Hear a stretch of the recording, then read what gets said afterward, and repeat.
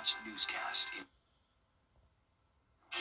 Right now on News Channel 6 at 7, new restrictions on vape shops in Aiken County. We'll tell you why. And a celebration is underway at Edgefield highlighting student success. We'll have your live report as your News at 7 starts right now. Live from Television Park, this is WJBF News Channel 6 at 7. Well, good Wednesday evening to you. I'm Kim Vickers. Thank you so much for joining us. Our coverage you can count on begins with Aiken County has approved new restrictions on where vape and smoke shops can open. Aiken Bureau Chief Sean Cabbage-Talk has more. What could be allowable in the county might not be allowable in the cities and vice versa. In South Carolina, it's illegal for anyone younger than 21 to buy vaping products. Now, Aiken County leaders have approved new zoning restrictions. This map shows where vape and smoke shops are located. The ordinance requires them to be at least 2,000 feet from schools, daycares, parks, youth centers, churches, and from each other. And it would not be able to impact existing shops, of course, because they'd be grandfathered in. The ordinance also updates how these products are defined under county zoning rules.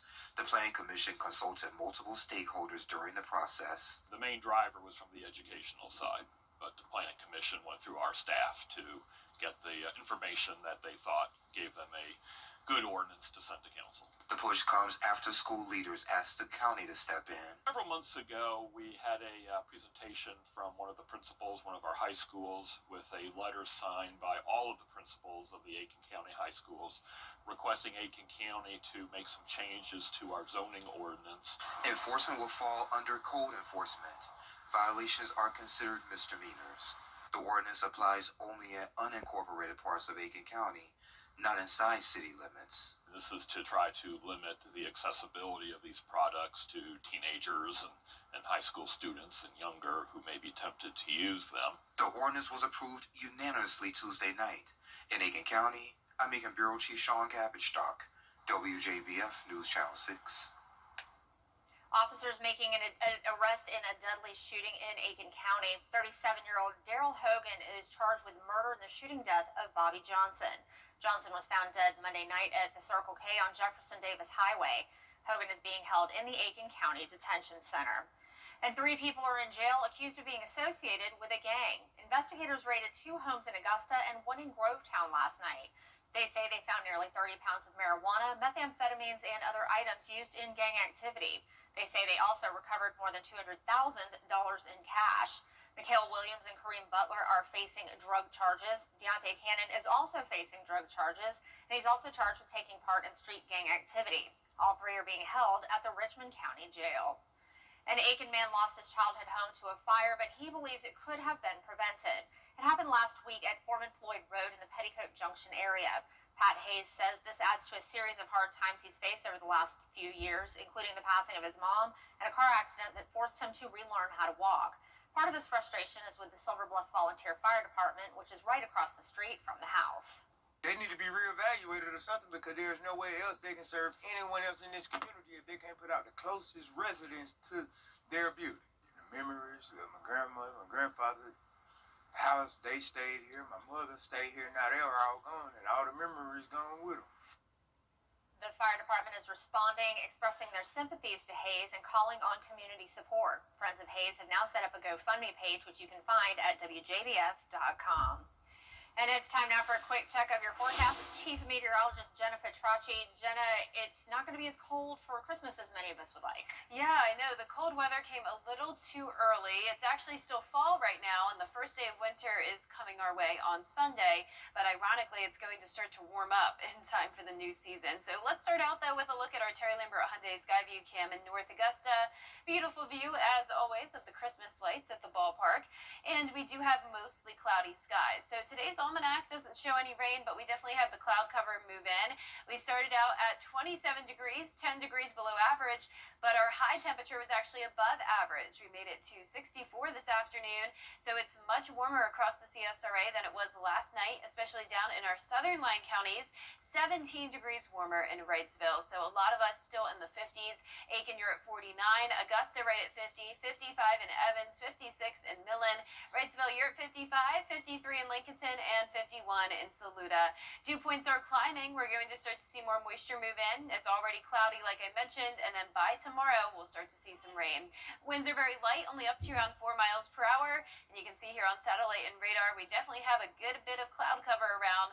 So for the rest of our evening, we're going to see the clouds with temperatures staying a bit warmer than they were over the previous couple of nights, 46 by 11 p.m. And then looking ahead, showers likely on Thursday, but quickly going back to sunshine on Friday. I'll time out all the rain on our Futurecast coming up. Back to you, Ken. All right, Jenna, thank you. Well, the Richmond County Board of Education will soon look at plans for the future, and they need your input. Starting in January, they'll hold 3 public meetings to talk about proposed school consolidations and future investments. The goal is to answer questions and gather feedback from families, staff, and community members. The meetings are open to the public, and the first one is January 15th at Josie High School at 6 p.m. 2 local nonprofit groups are teaming up to expand their mission to provide medical equipment to people who really need it. Cutter's Resource Closet and Sons of Consolation Ministries collect, refurbish, and distribute used medical equipment to those who can't afford it. Now they're partnering to raise $200,000 to buy, renovate, and operate a full-time community medical resource center in Augusta. Really what we're trying to do is have a central location to be able to distribute the medical supplies and equipment, but more than that, connect people with resources. Here, we also are looking at adding a couple of things that we were not presently doing, like some exam rooms to do just basic health screening, maybe some minor wound care. If you're in need of medical equipment or interested in donating supplies or money, you can find out how at WJBF.com. Augusta's balanced budget includes no tax increase next year, but will it stay that way? Commissioners approved the plan with 5% cuts for city departments and elimination of funding for some non-government organizations, like the nationally recognized tennis mentoring program, Mock Academy. But at any time, commissioners can go back and approve budget adjustments, including a tax increase. I am not going to rescind a motion to raise taxes just for NGOs. Departments? The department should be able to live with 95% of the budget. If you notice the sheriff, he didn't like it, but he was willing to live with what we give him. Commissioners did approve cutting the sheriff's office by nearly $900,000 in next year's budget.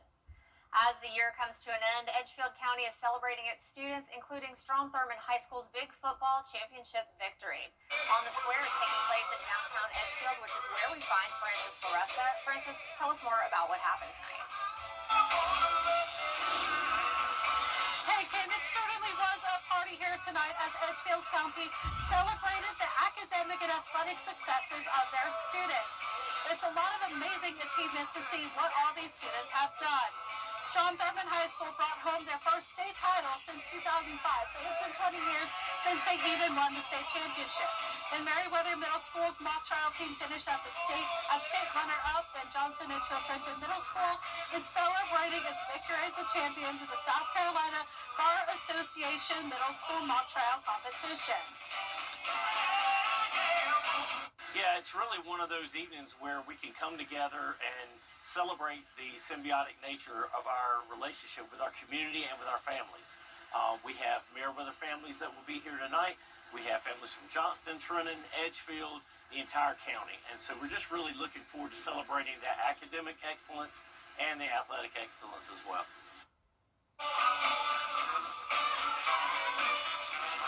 And that's it for now. We will have a full recap at 11 about what this would mean for Edgefield County's academic success and future.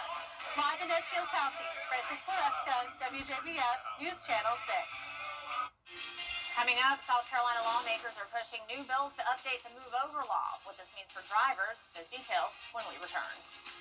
Happy Hump Day, South Carolina lawmakers are pushing new legislation to protect law enforcement and first responders after a series of dangerous roadside incidences involving state troopers. A move-over law is already in place, but some lawmakers worry it's not enough. Caroline Yaffa explains. Two pre-file bills come after several high-profile cases where troopers were struck, killed, and injured during traffic stops. Lawmakers say this just proves current law isn't protecting them enough, and fines for some drivers are just too high. South Carolina's Move Over law requires drivers to change lanes or slow down when approaching a stopped emergency vehicle with flashing lights. But lawmakers say too many drivers still ignore it. I've also almost been struck before on traffic stops. It's a tough law to enforce because we're already busy with one stop and people fly by us at 70 or whatever. You can't jump into the vehicle and go chase them down. One pre-filed bill would clarify exactly what drivers' responsibilities are on the roadway, while the second bill sponsor, Senator Rex Rice, said he worked with the Department of Public Safety, and his bill was also written to create fairer penalties. We clarified that, if you're in the lane, you can't move over, you need to reduce by 20 miles an hour below the speed limit. So at least you got something to look at there, whereas before it just said slow down. What does slow down mean?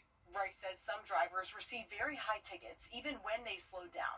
So the bill establishes several levels of fines based on how seriously a driver violates the law, with severe penalties reserved for dangerous behaviors. Somebody that literally just doesn't slow down enough can get a ticket, but not a severe ticket, and then somebody that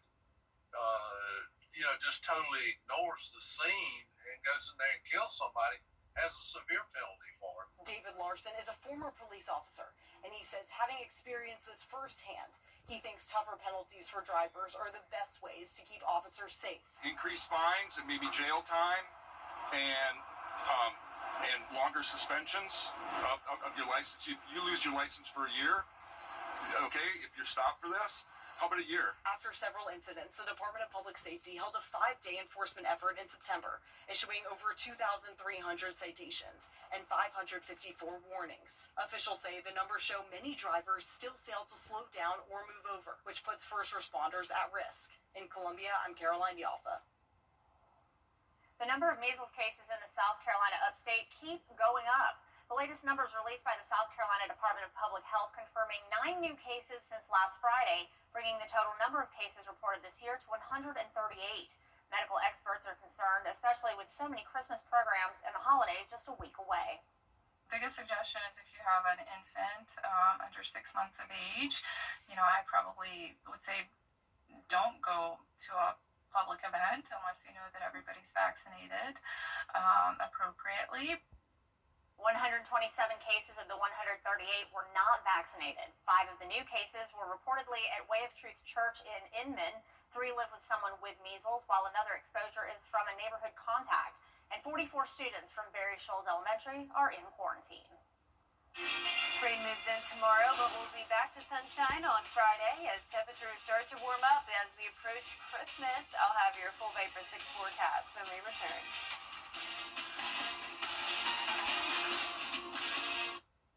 At Prime Steakhouse, Glasses, get 1 pair free. Morris Opticians, 3839 Washington Road, Martinez. The difference is clear. The savings are real. Buy 1 pair of glasses, get 1 pair free. Morris Opticians. 7th grade was the last time I was in school. I had to grow up so fast that I never had a childhood. When you grow up being told that you're nothing, then you believe it. I started looking at my life. Getting my high school diploma was number 1 on my list. I was 38 when I went to go get my high school diploma. Where you start your life doesn't define how you're gonna end up. We all have different storylines. My story's not over, and now I'm a school nurse. I see kids just like me. I teach them how to take care of themselves. I have hopes now that my daughter is gonna be something bigger and better than what I ever accomplished. And if you can take that first step, the sky's the limit. Because when you graduate, they graduate. Visit finishyourdiploma.org to find free and supportive adult education centers near you. get epic discounts up to 75% off. From electronics to home decor to everything in between. It's a new deal every week. Just scan the QR code or head to WJBF.com and click on Marketplace to start saving now. Now, your most accurate forecast with WJBF Live Viper 6. Welcome back. I want to start out with a very special shout out to this homeschool co-op of 1st through 8th grade students. I saw them last week at Marshall Baptist Church in Thompson, Georgia, and all of these students were not only fantastic listeners, but they had great questions, and they did a wonderful job coming up to present the forecast. And I found out that we even have a future meteorologist in this group, maybe multiple, but this little girl here definitely wants to be a meteorologist one day. And here's a photo with all of her siblings. All of these kids were so sweet. So thank you so much to Marshall Baptist Church for having me, and I hope to visit your homeschool group again next year. Here's a look at our Terry Lambert Hyundai Skyview cam in Thompson, Georgia. Speaking of, it is a dry night, but it has become pretty cloudy out there. We're sitting at 50 degrees under calm winds. Now around the CSRA, upper 40s in Washington, Saluda, and Aiken. The rest of us in the low to middle 50s. Satellite radar showing the cloud cover that's taken over the southeast. So tomorrow will be an overcast day, and we're also going to be tracking some rain. Now with the cloud cover overnight, that will keep our temperatures warmer than they have been lately. 46, huge change of pace from 19 where we were at yesterday morning, and then once we get into the afternoon, it will be back into the 60s. So a cloudy day with rain and warmer temperatures. Here's our futurecast tonight at 9 p.m. Still staying dry. Clouds and fog possible tomorrow morning, along with the possibility of a few stray showers. We'll have some periods of dry conditions throughout the day. Most of the rain will come in late Thursday evening, and then we'll have some additional showers ahead of that cold front early Friday morning. But notice by 9 a.m. we are back to clear and dry conditions for the CSRA. High pressure's moving in. That'll bring us a breeze coming in from the northwest on Friday, but we'll be back to sunshine with it. So here's a closer look at our futurecast tomorrow at 6 a.m. Just some spotty showers here and there, not a washout. Continues into mid-morning and the early afternoon. So once again, the whole day won't be raining, but once we get to around 5 to 7 p.m., that's when widespread showers are likely. We can't rule out a heavier downpour here and there, but the chance of storms is very low. It looks like we're dry by midnight, but then another round comes in overnight from 4 a.m. to around 7 a.m. Our southeastern counties, the last to see the rain, but we'll already start to clear out very early in the day. So rainfall totals only from around 1/10 of an inch to 3/4 of an inch. Not going to put too much of a dent in the drought that we've been dealing with for a while, but we'll take any rain we can get. After this cold front passes us, we will be back to freezing temperatures on Saturday morning, but most of our lows are going to be much warmer, and that continues into Christmas Eve and Christmas Day. Low temperatures in the low 40s, highs around 70. It will be merry and bright. Looking forward to these warmer temperatures as we wrap up the year all the way through December 31st. It is going to be above average. Now, back to our temperatures tonight, upper 30s to low 40s. Highs tomorrow are going to be in the low to mid 60s. And that 10-day forecast now is showing the sunshine into the weekend and continuing all throughout next week, as once again, those temperatures warm up eventually to 70 degrees on Christmas. Definitely going to be a warm Christmas. Yeah. All right, Jenna, thank you. Well, Democrats on Capitol Hill want FEMA to exit. The search continues for the suspect in the brutal acid attack in Savannah. How the community is coming together to help in the search. We'll have that story after the break. 70 million people. Your most watched local news is getting a big plus. WJBF 6 Plus. The CSRA's trusted news source, now on demand. WJBF 6 Plus is ready when you are. Download it free today on your favorite streaming device. Happy holidays from News Channel 6. You can't always choose the weather, but you can choose your weather app. Go with the most accurate and most trusted, the Live 5/6 mobile app. Download it today. The reward to find the person responsible for the acid attack near Forsyth Park is growing tonight as the search for a suspect enters its second week. Savannah business owners are stepping in, hoping cash and community pressure will lead to an arrest. Tyler Nicole has more. We need to make a statement that, we're not going to allow this kind of thing to happen in our city. And we want to take our city back. Car dealership owner O.C. Welch, attorney Mark Tate, the owners of Collins Quarters Restaurant and the Nine Line Foundation are just some of the businesses, agencies, and individuals coming together to offer reward money to anyone with information that can lead to an arrest in the horrific acid attack that took place last week near Forsyth Park.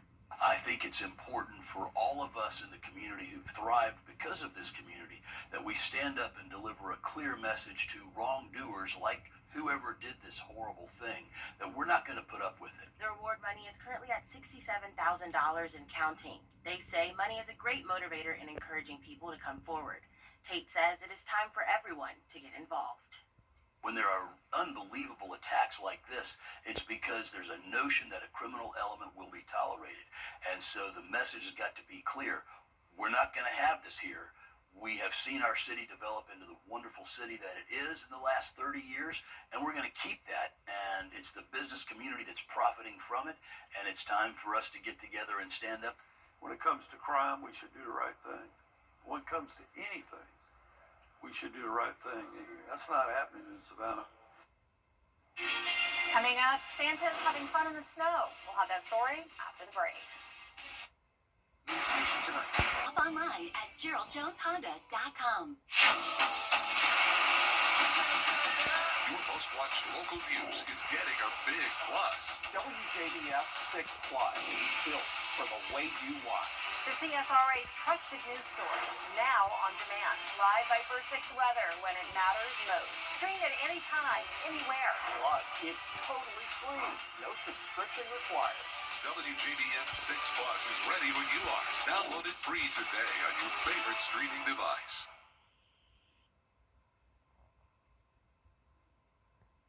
So check this out. Santa Claus is ditching the sleigh for some skis and snowboards. More than 300 Santas hit the slopes in Maine for charity. It was for the Sunday River Resort's 25th annual Santa fundraiser. Each year, hundreds of skiers and snowboarders in Santa suits hit the mountain to raise money for good causes. This year's event raised $10,000 for a pair of nonprofit organizations, and there were also some Grinches and reindeers taking part in the Winter Games. That looks like so much fun. I've never been skiing. I've always wanted to. But that does look really fun. Imagine standing at the bottom of that hill and seeing all those Santa Clauses coming down. I know, there's so many of them. I mean, wow, that's impressive because I've never been skiing or snowboarding either. So to see all of them being able to do that, it's just so impressive to me. I wish I could. Oh yeah, me too. I heard that, 1 or 2 lessons or a day of lessons, Yeah. and you could at least hit the bunny slopes by yourself Right. for a while. So I don't know, maybe one day I'll get a chance to do that, but we don't get a lot of snow around here, so unless we're traveling. Yeah, and I'm more of a beach person, so Same. that's Same. probably why I haven't learned yet. And we're going to have beach-like weather coming our way. Upper 60s to low 70s for several days. Lots of sunshine, but first we do have to get through that rain tomorrow. All right, well, that's all we've got for now. We'll be back again at 11 tonight. Have a great night.